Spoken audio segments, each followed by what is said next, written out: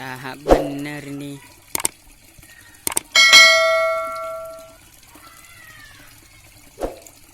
Oke guys, bagi kalian yang memelihara ikan nila atau ikan mujair kan,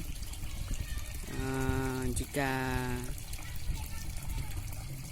tidak ada pakan pelet atau pakan kedai, bisa kalian kasih kangkung. Dan kangkung bisa mempercepat pertumbuhan ikan. Ini ikan baru 1 bulan ya. Nah itu kan ikan.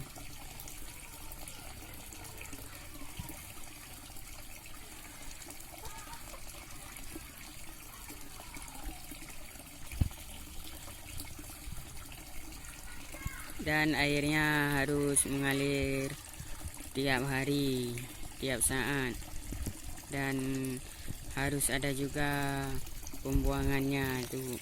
Nah ini pembuangan airnya.